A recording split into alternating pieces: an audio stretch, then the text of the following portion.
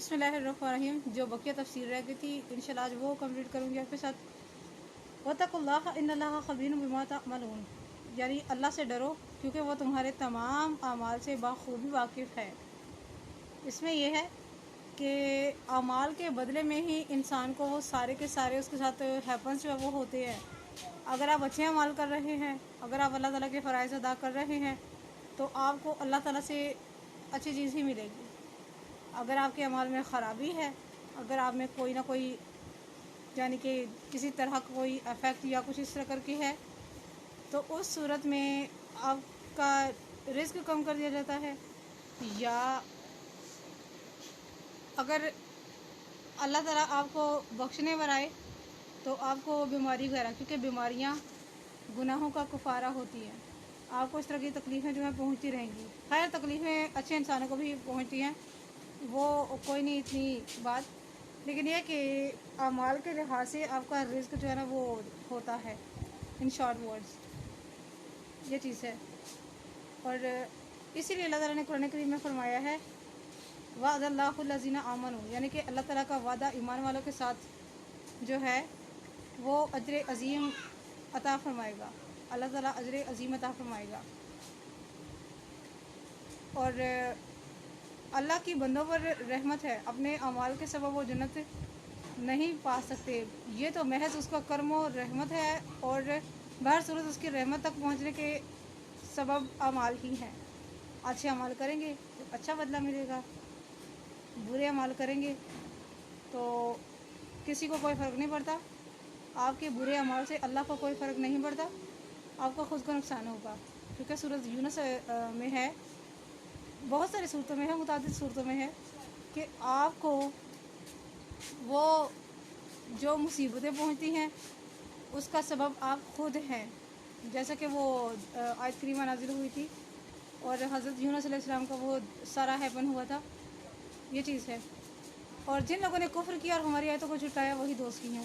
یقیناً بے شک ہر قسم کا فیصلہ خواہ وہ کسی اور کے حق میں ہو، کسی اور کے لیے کرنا ہو، جس کے لیے بھی کرنا ہو، وہ انصاف پر مبنی ہونا چاہیے کہ کل کو آپ نے وہ اللہ کے آگے منہ دکھانا ہے. کیونکہ اولاد کے بارے میں بھی آپ کمپرومائز نہیں کر سکتے. آپ کسی بیٹے یا بیٹی کو چاہتے ہیں تو اس میں بھی نہیں ہو سکے گا، اس لیے انصاف کا حکم اللہ تعالیٰ نے بتایا ہے. پھر فرمایا یا ایھا الذین آمنوا اذکروا نعمت اللہ علیکم اذ ہم قوم، یعنی یا ایمان والو اللہ تعالیٰ کا وہ احسان یاد کرو جب پختہ ارادہ کر لیا تھا ایک گروہ نے، یعنی کہ یہ گروہ یہودیوں کا تھا اور انہوں نے نبی کریم صلی اللہ علیہ وسلم کو بہت دفعہ گھناؤنی سازش کی تھی آپ علیہ السلام کو اور صحابہ کرام رضوان اللہ علیہم اجمعین کو شہید کرنے کی. تو اللہ تعالیٰ نے ان کو نبی کریم صلی اللہ علیہ وسلم کو مطلع فرما دیا تھا کہ سم ٹائم تو وہ اگر کوئی گوشت وغیرہ ہوتا تو وہ گوشت کا ٹکڑا خود بولتا کہ یا رسول اللہ مجھے نہ کھائیے، میں زہر آلود ہوں. وہ میں آپ کو 2 دن پہلے بتا چکی ہوں. تو حضرت جابر رضی اللہ تعالیٰ عنہ روایت کرتے ہیں ایک دفعہ نبی کریم صلی اللہ علیہ وسلم کسی جگہ پر اترے، ہم نے کہیں پر سٹے کیا تو لوگ ادھر ادھر سایہ دار درخت تلاش کرنے لگے. چنانچہ نبی کریم صلی اللہ علیہ وسلم نے اس کے اوپر ایک درخت کے اوپر نا اپنا اسلحہ لٹکا دیا، وہاں پر لٹکا دیا اور خود بیٹھ گئے. ایک بدو آیا، اس بدو نے تلوار نبی کریم صلی اللہ علیہ وسلم پر سونتی اور کہا آپ کو مجھ سے کون بچائے گا؟ نبی کریم صلی اللہ علیہ وسلم نے فرمایا اللہ عز و جل. اس نے پھر یہی کہا کون بچائے گا؟ آپ نے فرمایا اللہ عز و جل. ایسا 2-3 دفعہ ہوا. چنانچہ اس خوف سے اللہ کا نام لینے سے اس بدو کے سر سے تلوار نیچے گر گئی، اس کے ہاتھ سے تلوار چھوٹ گئی. جب وہ پھر نبی کریم صلی اللہ علیہ وسلم کے پاس ہی بیٹھ گیا. ممکن ہے اس کا تذکرہ کسی اور آیت میں آئے اور ممکن ہے کہ سورۃ انفال میں، سورۃ احزاب میں کہیں بھی آ سکتی ہے، اور اس کا ذکر جو ہے وہ طویل کر کے آئے. اس نے چنانچہ وہ بیٹھ گیا تھا ان کے پاس اور اپنے منصوبے میں ناکام ہو گیا. اس بدو کا نام غورث بن حارث تھا. اس کا قصہ بہت ساری کتب میں موجود ہے، صحیح بخاری شریف ہو گئی، یعنی کہ अल्लाह पर भरोसा किया। नबी करीम सल्लल्लाहु अलैहि वसल्लम ने अल्लाह के साथ किसी और का नाम नहीं लिया। ये जो है वो मेन है। हज़रत इब्न अब्बास रज़ियल्लाहु फरमाते हैं इस आयत के बारे में यानी कि कुछ यहूदियों ने रसूल अकरम सल्लल्लाहु अलैहि वसल्लम और आपके सहाबा को खाने में जहर मिलाकर दिया, तो अल्लाह ताला ने आप सल्लल्लाहु अलैहि वसल्लम को मुतला फरमा दिया कि इस खाने में जहर है। और मोहम्मद चंद बुजुर्ग फरमाते हैं कि ये आयत करीमा कबीला बनो नज़ीर के यहूदियों के मुतालिक उतरी, जब उन्होंने चक्की का पार्ट आप सल्लल्लाहु अलैहि वसल्लम के सर पर मार कर आपको शहीद करना चाहा। क्योंकि ये उस वक्त की बात है जब एक मुसलमान ने बनो आमिर के 2 आदमियों को गलत फहमी की बिना पर कत्ल कर दिया था। तो उन्होंने कहा था हम देख लेंगे, यानी कि हम लोग बदला लेंगे, जान के बदले जान, कसास करेंगे हम।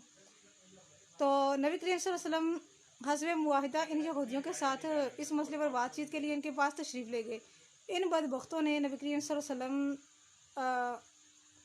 को शहीद करने की साजिश बनाई थी, और ये काम उमर बिन जहश बिन काब के सपोर्ट किया, और उसे हुक्म दिया कि जब नबी करीम सल्लल्लाहु अलैहि वसल्लम इस दीवार के पास से नीचे बैठेंगे तो उनके ऊपर ये चक्की का जो पार्ट है ना वो उनके सर पे गिरा देना।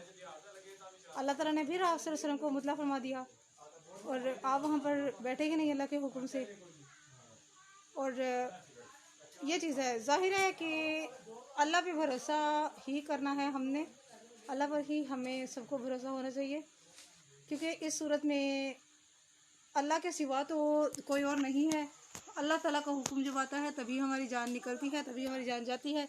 बाकी प्लान्स बनाने वाले प्लान्स बनाते रहते हैं, और इसके अलावा और बदनाम करने की और बहुत सारी इस तरह की सर तोड़ कोशिश जो हो सकती हैं उनसे वो ट्राई करते रहते हैं, वो लोग करते रहते हैं।